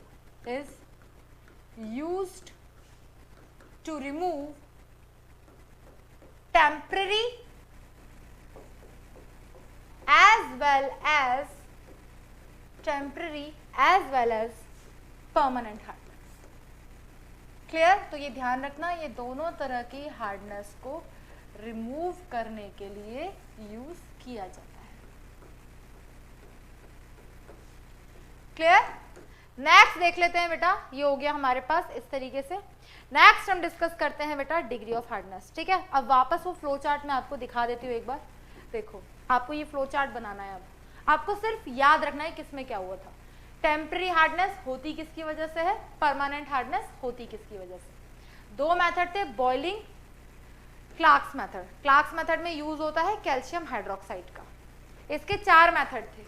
use क्या क्या होता है? वॉशिंग सोडा में यूज हुआ था Na2CO3 का। कैल्गन मेथड में यूज हुआ था सोडियम हेक्सामेटाफॉस्फेट Na6P6O18, इसे कैल्गन बोलते हैं। आयन एक्सचेंज मेथड में यूज हुआ था जियोलाइट्स का।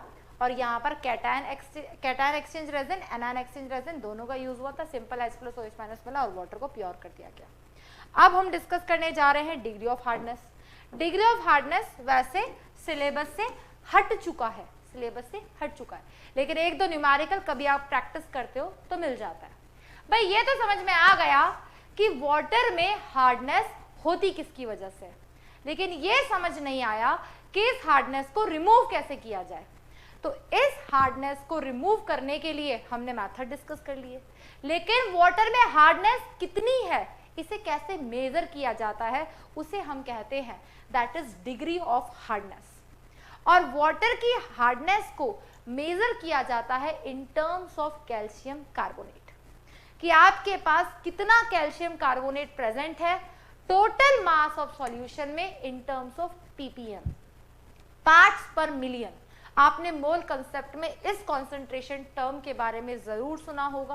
That is concentration term ppm में क्यों मेजर करते हैं, जब किसी के अंदर किसी की कॉन्सेंट्रेशन बहुत ही कम होती है, बहुत ही कम होती है, तो वहां पर हम ppm का यूज करते हैं, ppm ppb, ठीक है। तो सबसे पहले तो मैं आपके सामने फॉर्मूला लिख देती हूँ। किसका फॉर्मूला बेटा, कि डिग्री ऑफ हार्डनेस को एग्जैक्टली मेजर करते कैसे हैं। तो दैट डिग्री ऑफ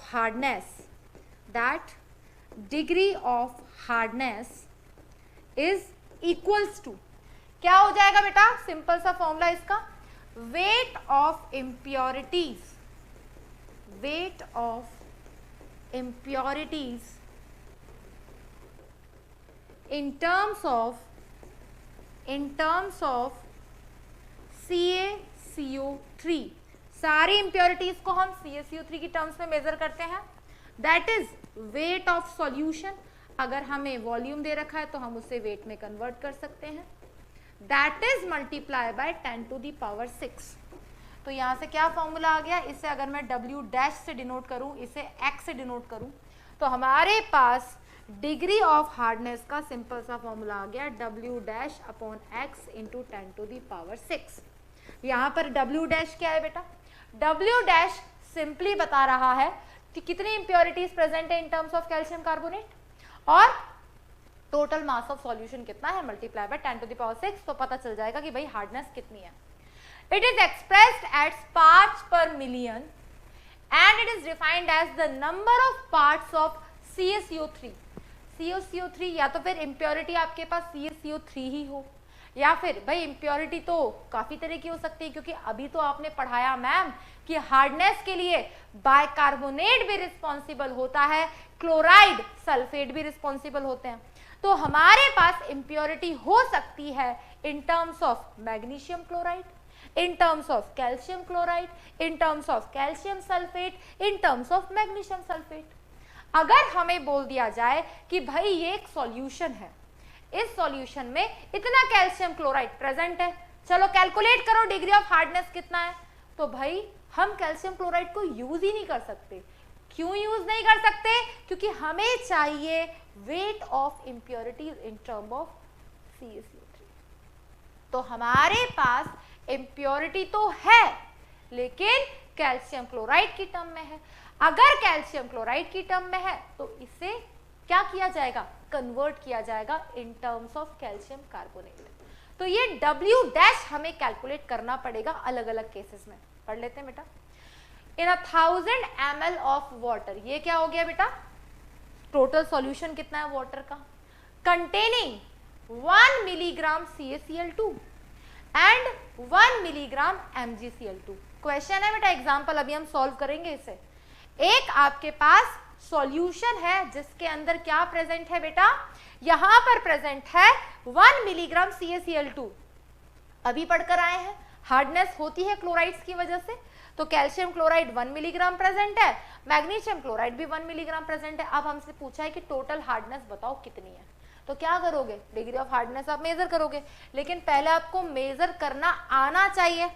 तो एक बात बताओ, हमें W कैलकुलेट करना सीखना है। भाई दो तरह की इंप्योरिटी है, तो ये W डैश बहुत तरीके से हो सकता है।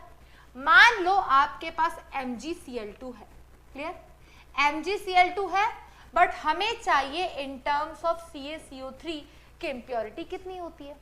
मैग्नीशियम का मोलर मास होता है 24, क्लोरीन का मास होता है 35.5, 35.5 इंटू 2 71, 71 प्लस 24 95। तो बेटा क्या मैं कह सकती हूं कि जब 95 ग्राम MgCl2 होता है तो कैल्शियम कार्बोनेट का मोलर मास कितना, 100 ग्राम। और अगर मुझे इसका मास चाहिए, मुझे इसकी इम्प्योरिटी चाहिए in terms of calcium carbonate, तो मैं कैसे निकालूंगी? 100 divided by 95 clear into W। ये क्या आ गई मेरे पास? ये आ गई बेटा impurity of MgCl2, impurity of MgCl2 in terms of CaCO3। Clear है कि हमारे पास कितना मैग्नीशियम क्लोराइड है in terms of CaCO3। Same उसी तरीके से अब यहां पर मान लो इम्प्योरिटी MgCl2 नहीं है, इम्प्योरिटी CaCl2 की प्रेजेंस में है, कोई बात नहीं। तो हमारे पास अगर इम्प्योरिटी CaCl2 की प्रेजेंस में है और इसे मुझे कन्वर्ट करना है कैल्शियम कार्बोनेट में, तो CaCl2 का मोलर मास कितना होता है? कैल्शियम का 40, क्लोरीन का 35.5 इंटू 2, तो कितना आ गया बेटा? 71 प्लस 40 111 ग्राम। तो 111 ग्राम कैल्शियम क्लोराइड के रिस्पेक्ट में कैल्शियम कार्बोनेट कितना होता है? 100 ग्राम, इसका मोलर मास। तो अगर हमारे पास ये W ग्राम है, अगर हमारे पास ये W ग्राम है, तो हमारे पास टोटल इम्प्योरिटी कितनी हो जाएगी W ग्राम की? 100 divided by 111 multiply by W। ये क्या आ गई बेटा? ये हमारे पास आ गई इम्प्योरिटी, क्या बेटा? Impurity of CaCl2 in terms of CaCO3, in terms of CaCO3। मान लो मैंने इसे W1 कर दिया, मैंने इसे W2 कर दिया।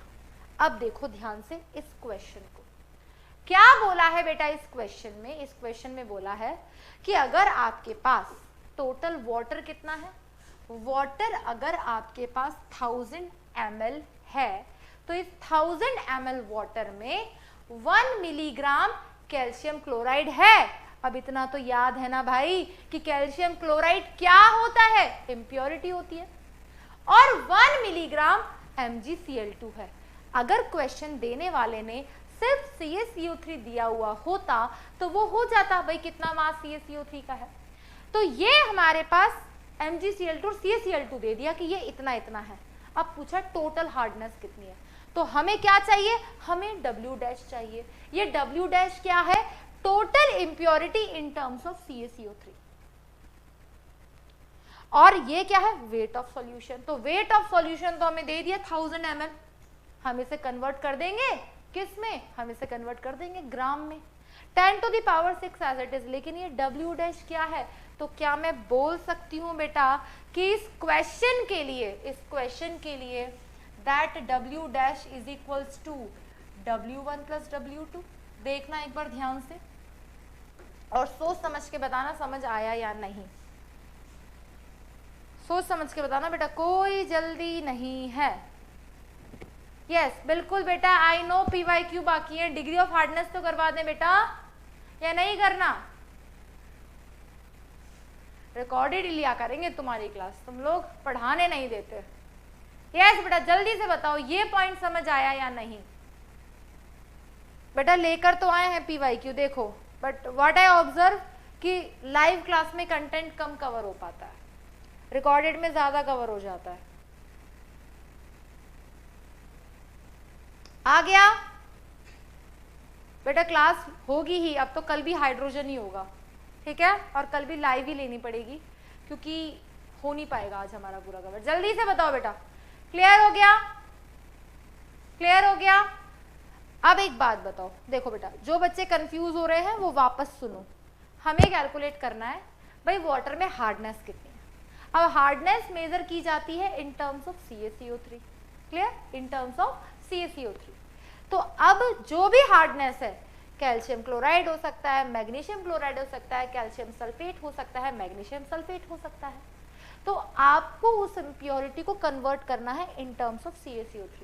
तो आपको ये 1 मिलीग्राम दे दिया, तो 1 मिलीग्राम CaCl2 CaCO3 की टर्म्स में कितना होगा, कैसे पता चलेगा? तो हमने देखा कि ये 95 ग्राम है तो इसका 100 ग्राम होता है मोलर मास।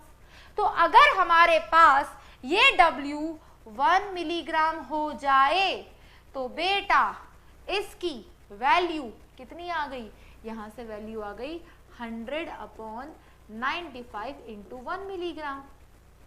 क्लियर? यहां से हमारे पास वैल्यू आ गई CaCl2 भी कितना था 1 मिलीग्राम, तो 100/111 इंटू 1 मिलीग्राम। तो हम मिलीग्राम की टर्म्स में चल रहे हैं, तो हमारे पास यहां से W डैश कितना आ गया बेटा, यहां से W डैश आ गया 100/95 into 1 milligram plus 100/111 into 1 milligram. तो हम इसको सॉल्व कर लेते हैं मिलीग्राम की टर्म्स में ही। जब हम इसको सॉल्व करेंगे तो यहां से आएगा 1.95 मिलीग्राम, ये आया W डैश। हमें चाहिए डिग्री ऑफ हार्डनेस, तो 1.95 milligram divided by weight of solution कितना 1000 ml था, ग्राम में कन्वर्ट करेंगे तो 1 ml बराबर 1 ग्राम मान के चलते हैं, multiply by 10 to the power 6, 10 to the power 3 बचा जब ये तीनों के तीनों गए, 10 to the power 3 into 10 to the power -3 बच कितना आ गया 1.95 ppm। तो ये आ गई इस वाटर की हार्डनेस। देख लो बेटा एक बार ध्यान से, जल्दी से बताओ, क्लियर हो गया बेटा डिग्री ऑफ हार्डनेस कैसे मेजर करते हैं? जल्दी बता दो बेटा, क्लियर है एकदम सिंपल। आपको क्या करना है बेटा, आपको उसको मेजर करके लाना है इन टर्म्स ऑफ CaCO3, और कैसे लाना है वो मैंने आपको बता दिया। ठीक है बेटा, नेक्स्ट हम डिस्कस करने जा रहे हैं थोड़ा सा जल्दी से H2O2 के बारे में। H2O2 हो जाएगा, फिर PYQZ पेंडिंग है। ठीक है, H2O2 की अगर हम बात करें बेटा, इससे हम बोलते हैं दैट इज हाइड्रोजन परऑक्साइड। क्यों बोलते हैं बेटा, क्योंकि इसका फॉर्मूला होता है HOOH, और ये जो हाइड्रोजन परऑक्साइड होता है, इस ऑक्सीजन बॉन्ड को हम क्या बोलते हैं, इसे हम बोलते हैं दैट इज परऑक्साइड बॉन्ड, और हम इसे क्या बोलते हैं परऑक्साइड लिंकेज, इसलिए हम इसे क्या बोलते हैं हाइड्रोजन परऑक्साइड। सबसे पहले हम डिस्कस कर लेते हैं बेटा इसकी प्रिपरेशन। कैसे करते हैं इसकी प्रिपरेशन, हम यूज करते हैं बेटा बेरियम परऑक्साइड।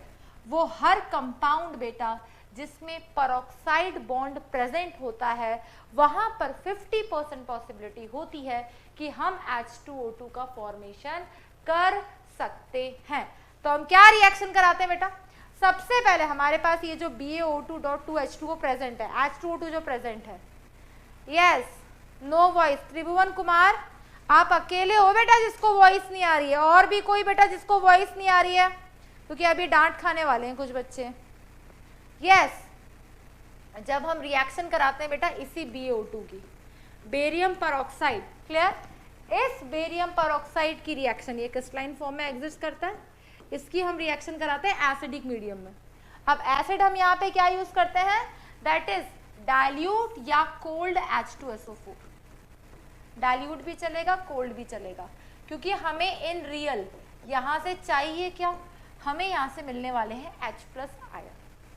ये जो हमारे पास बेरियम परऑक्साइड है, इसमें परऑक्साइड बॉन्ड प्रेजेंट है, यानी कि ऑक्सीजन ऑक्सीजन बॉन्ड प्रेजेंट है।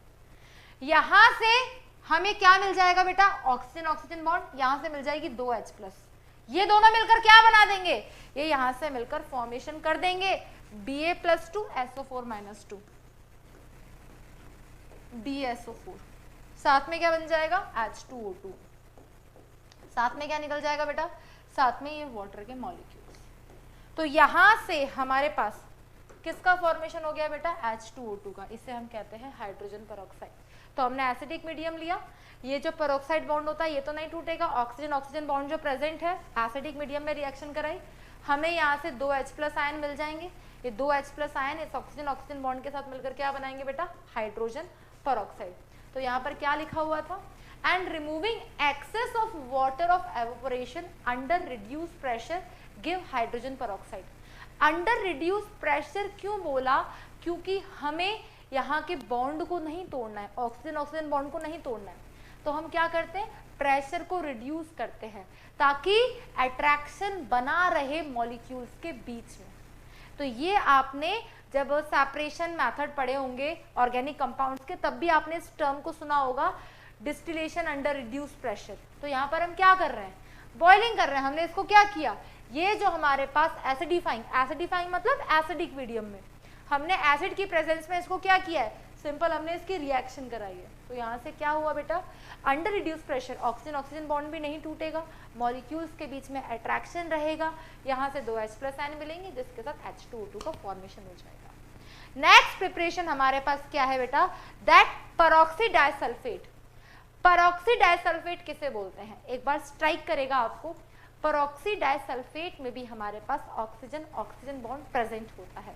बेटा H2SO4, 2 H2SO4 लेना, उसमें से H2O2 निकाल दो, तो वहां से H2O निकाल दोगे, तो वहां से H2 निकालोगे, तो वहां से परऑक्सी डाइसल्फेट का फॉर्मेशन होगा।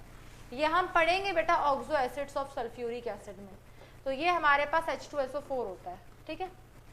इस H2SO4 में से अगर आप क्या निकाल दो बेटा, सिंपल H2 निकाल दो। क्या निकाल दो बेटा, H2। यहां से ये H2 निकल गया, ये H2 निकल गया, तो किसका फॉर्मेशन हुआ है बेटा, देखना एक बार ध्यान से। S डबल बॉन्ड O, ये OH, यहाँ पर oxygen oxygen, S double bond O OH। तो क्या है बेटा, यहाँ पर भी परऑक्साइड बॉन्ड प्रेजेंट है। इसी को हम क्या कहते हैं, इसी को हम कहते हैं बेटा मार्शल्स एसिड। क्या बोलते हैं, मार्शल्स एसिड। यहां से अगर 2 H+ हटा दी जाए तो क्या बनेगा, S2O8-2। इसी को हम बोलते हैं परऑक्सी डाइसल्फ्यूरिक एसिड। क्लियर, तो इसी को बोलते हैं परऑक्सी disulphate. That is obtained by electrolytic oxidation. हम जो इलेक्ट्रोलाइसिस करवाते थे किसका, सल्फेट सॉल्यूशन का at high current density on hydrolysis, जब उसका हाइड्रोलिसिस कराएंगे तो हमारे पास 2 H2SO4 प्रेजेंट थे। इस H2SO4 का जब हम इलेक्ट्रोलाइसिस करवाएंगे, जब हम यहाँ से करंट पास आउट करेंगे, तो करंट पास आउट करने पर क्या बनेगा बेटा, यहाँ से हमारे पास H+ आयन तो बनेंगे ही बनेंगे, साथ में यहाँ से क्या निकल सकता है बेटा, HSO4-, क्योंकि हमने क्या लिया है, 2 H2SO4 लिया है। अब ये जो HSO4- आयन जो है ये बनाता है किसको, परऑक्सी डाइसल्फेट आयन को। अब इस केस में अगर हम यहाँ पर कैथोड एनोड की रिएक्शन लिखें, तो इस केस में कैथोड पे क्या रिएक्शन होगी बेटा, इलेक्ट्रोलाइसिस मैंने आपको बताया था कि जो कैथोड मेटल रॉड होती है वो नेगेटिवली चार्ज होती है और एनोड पॉजिटिवली चार्ज होती है। नेगेटिवली चार्ज के पास कैथोड के पास H+ जाएगा, और H+ कैथोड पे क्या होता है बेटा, रिडक्शन होता है। क्या होगा, ये 2 H+ आयन इलेक्ट्रॉन गेन करके किसका फॉर्मेशन कर देंगे कैथोड पे, हाइड्रोजन गैस का।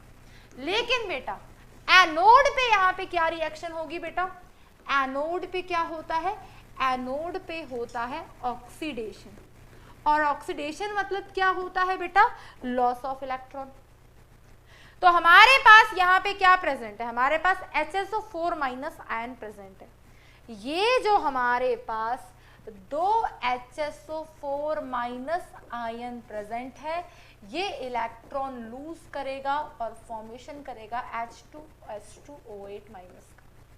कैसे करेगा बेटा, HSO4- से हमारे पास 2 HSO4- से हमारे पास यहाँ से फॉर्मेशन हुआ, ये H2O8- अगर 2 H+ को हटा दे, इसे हम बोलते हैं परऑक्सी डाइसल्फ्यूरिक एसिड।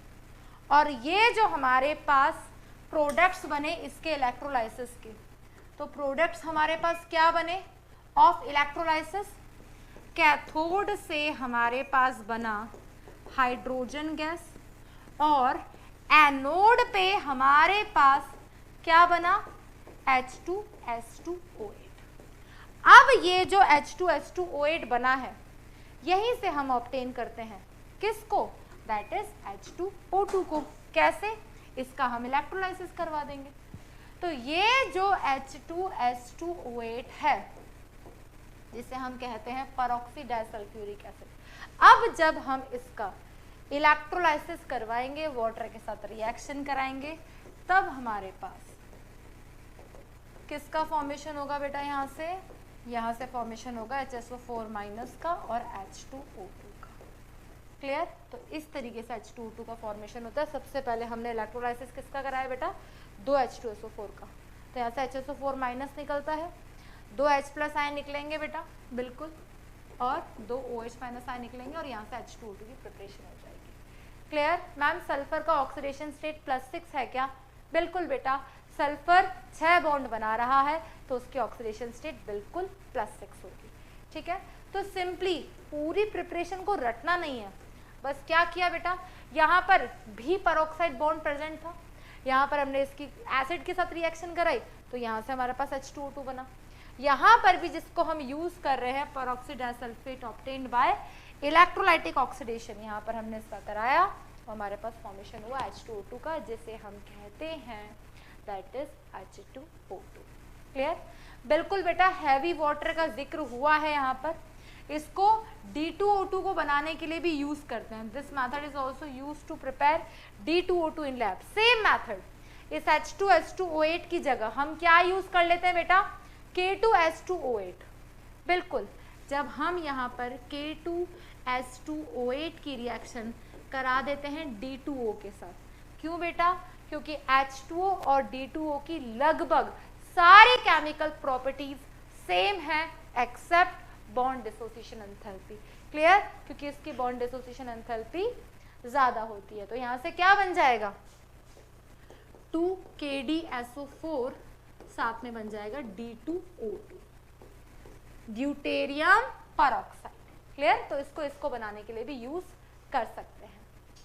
यस, नेक्स्ट हम बात करते हैं दैट हमारे पास क्या प्रेजेंट है H2O2 की नेक्स्ट प्रिपरेशन बेटा, बाय ऑटो ऑक्सीडेशन ऑफ 2-इथाइल एंथ्राक्यूनोल। बेटा एंथ्रा आपने ऑर्गेनिक पढ़ी हुई है, किसे बोलते हैं बेटा? एंथ्रासीन आपने पढ़ा होगा, एंथ्रासीन। ये हमारे पास एंथ्रासीन होता अगर ये सारा का सारा एरोमेटिक होता। तो हमारे पास यहाँ पर प्रेजेंट है 2 पोजीशन पे इथाइल ग्रुप। ओल बोला ना, यहाँ पर OH प्रेजेंट है, यहाँ पर OH प्रेजेंट है। क्या करवाया? ऑक्सीडेशन कराया। ऑक्सीडेशन कराएंगे तो क्या बनेगा? 2-इथाइल एंथ्राक्यूनोन। सिंपल, एकदम स्ट्रक्चर सेम है। ऑक्सीडेशन कराओगे और रिडक्शन कराओगे तो वापस ये बन जाएगा। तो 2-इथाइल एंथ्राक्यूनोन किसे बोलते हैं बेटा? ये जो ओल ग्रुप हमारे पास प्रेजेंट है ये सिंपली कन्वर्ट हो जाएगा ओन में। तो हमारे पास ये C2H5, यहाँ पर डबल बॉन्ड O, यहाँ पर डबल बॉन्ड O। तो ये क्या है बेटा?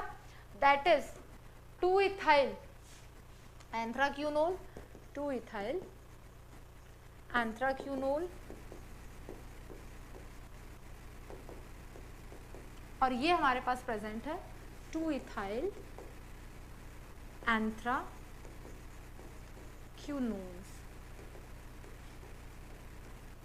क्लियर? तो यहाँ पे साथ में क्या बनेगा बेटा? H2O2। तो जब इसका ऑक्सीडेशन कराते हैं तो साथ में बनेगा H2O2, और जब इसका हम रिडक्शन कराएंगे तो यहाँ से फॉर्मेशन हो जाएगा फर्दर इसका। In this case 1% H2O2 is formed. It is extracted with water and concentrated to 30% by distillation under reduced pressure। यानी कि हम इसे कंटिन्यू बॉईल कर रहे हैं प्रेशर को रिड्यूस करके ताकि मॉलिक्यूल टूट ना जाए। It can be further concentrated to 85% by careful distillation under low pressure. The remaining water can be frozen out to obtain pure H2O2। Clear? तो अब यहाँ पर हमने सिर्फ प्रिपरेशन अभी डिस्कस की है। नेक्स्ट प्रिपरेशन बेटा, अगर हम इसकी बात करें, 3 प्रिपरेशन है। तीनों प्रिपरेशन में पहली कौन सी थी बेटा? प्रिपरेशन तीनों एक साथ, बेरियम परऑक्साइड एसिडिक मीडियम में। नेक्स्ट हमने इलेक्ट्रोलाइसिस कराया परऑक्सी डाइसल्फेट का, और थर्ड स्टेप में हमने क्या कराया? 2-इथाइल एंथ्राक्यूनोल का हमने ऑक्सीडेशन कराया। ये जो H2O2 होता है बेटा, इसकी फिजिकल प्रॉपर्टीज क्या है? कलरलेस सिरपी लिक्विड होता है, लेकिन इसमें एक ब्लूइश टिंज होता है। फॉर एग्जाम्पल, आपने कभी कफ सिरप पी होगी, तो कफ सिरप जो होती है जनरली आपको ऐसा लगता है ऑरेंज कलर की है, क्लियर, या कभी ब्लू कलर की है। तो ये जितनी भी सिरप्स होती हैं डार्क बॉटल्स में क्यों होती हैं? क्योंकि ये बहुत जल्दी रिएक्ट करती हैं। ये सनलाइट से रिएक्ट कर देंगी, गर्मी बहुत है, ठंडा बहुत है, सब केस में रिएक्ट करती हैं। तो ये उसी तरीके से बेटा H2O2 होता है। H2O2 सनलाइट से भी रिएक्ट करता है, इसी वजह से उसे प्लास्टिक बॉटल्स में रखा जाता है जो कि कोटेड होती हैं, डार्क बॉटल्स होती हैं। तो H2O2 की प्रॉपर्टीज है बेटा, that is a colourless syrupy liquid but gives a bluish tinge in a thick layers. ये वाटर में सॉल्यूबल होता है, अल्कोहल में भी और ऑल प्रोपोर्शंस में। वाटर में सॉल्यूबल क्यों होता है भाई? Hydrogen bonding, H2O molecule 4 hydrogen bond बनाता है, लेकिन ये 4 से ज्यादा बनाता है। देखते हैं भी कैसे। It is more viscous than water, क्योंकि इसमें नंबर ऑफ हाइड्रोजन बॉन्ड ज्यादा होते हैं, एक्सटेंट ऑफ हाइड्रोजन बॉन्डिंग ज्यादा होती है। स्ट्रॉन्ग नहीं बोला, स्ट्रेंथ नहीं बोला मैंने वाटर से ज्यादा, मैंने कहा number of hydrogen bond. Clear? H2O2 shows more extensive hydrogen bonding than water, क्योंकि बेटा एक वाटर मॉलिक्यूल जो होता है वो कितने बना सकता है बेटा? 4 हाइड्रोजन बॉन्ड बना सकता है। लेकिन वहीं पे अगर हमारे पास क्या होता है बेटा? H2O2, तो वो कितने वाटर मॉलिक्यूल बना सकता है बेटा? वो यहाँ पर एक एक तो ये बना देगा, इसके पास 2 लोन पेयर है, इसके पास 2 लोन पेयर है, तो ये टोटल 6 हाइड्रोजन बॉन्ड बना सकता है। क्लियर? यस। तो आज हमने बेटा इसकी फिजिकल प्रॉपर्टीज डिस्कस कर ली है। कल हम H2O2 की स्ट्रेंथ के बारे में बात करेंगे बेटा। आज के लिए इतना ही। आज ये देखो क्वेश्चंस लेकर आए थे बेटा आपके लिए। ऐसा करना, कोई बात नहीं, टाइम मिल गया ना, अच्छे से रिवाइज कर लेना बेटा चैप्टर को। क्वेश्चंस में होमवर्क नहीं दे रही हूँ क्योंकि कल गो थ्रू है, एक बार में सारे क्वेश्चन हो जाएंगे। आज जितना पढ़ा है उसको अच्छे से रिवाइज करके फ्लो चार्ट में एकदम रट के आ जाना बेटा, समझ में पूरा आ गया होगा। नहीं भी आया हो तो एक बार वापस लेक्चर को देखना, एक फ्लो चार्ट बनाकर इस चैप्टर को कंप्लीट कर दो। H2O2 की सिर्फ और सिर्फ केमिकल प्रॉपर्टी की कुछ रिएक्शन रह गई हैं, 1-2 उसकी स्ट्रक्चर बतानी है मुझे आपको, सिंपल। तो कल हम 15 मिनट मैक्सिमम में H2O2 को खत्म करते हुए सारे PYQs कवर कर लेंगे। तो घबराने की बिल्कुल जरूरत नहीं है, बिल्कुल जैसे पढ़ाया है वैसे पढ़ना। कल हम पक्का PYQs डिस्कस करेंगे, ठीक है? तब तक के लिए all the very best and stay motivated. घबराओ ना बेटा, अपन आगे ही चल रहे हैं। इसके बाद हम एस ब्लॉक एलिमेंट्स चैप्टर शुरू करेंगे। तो कल PYQs डिस्कस करेंगे, चैप्टर रिवाइज करके आना, ठीक है? ऑल द वेरी बेस्ट बच्चों, थैंक यू।